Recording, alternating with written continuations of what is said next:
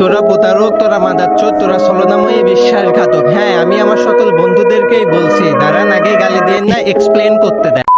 কি অবস্থা বড় ভাই, বোন ও আত্মীয় স্বজন? আমি সাব্বির, আজকে কথা বলতে চাই বন্ধুত্বর গভীরতা নিয়ে। আমি যেদিন ফার্স্ট কলেজে আসছিলাম সেদিনও তোদের সাথে আমার দেখা হয়েছিল, বাট কথা হয়নি। তারপর দিনের পর দিন চায়ের কাপে আড্ডা দিতে দিতে বন্ধুত্বর গভীরতা বেড়ে গেল। আমরা সবাই একসাথে বসে কথা দিয়েছিলাম কেউ কাউকে ছেড়ে চলে যাব না, যতই দূরে থাকি না কেন সবাই সবার সঙ্গে যোগাযোগ রাখবো। আজ এই মাঠে আমি শুধু একা, আমার আশেপাশে তোদের মতো বিশ্বাসঘাতকেরা আড্ডা দিচ্ছে।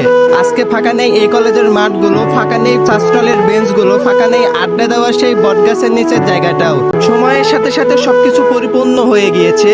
আজ পুরো 1 বছর হয়ে গেল তোদের সঙ্গে দেখা হয়নি। বন্ধুত্ব এমনই, যতই দূরে থাকি না কেন কখনো ভোলা যায় না। দোয়া করি টিকে থাকুক পৃথিবীর সকল বন্ধুত্ব। ভিডিওটি ভালো লাগলে ফলো শেয়ার থেকে শুরু করে যা করার করে ফেলো।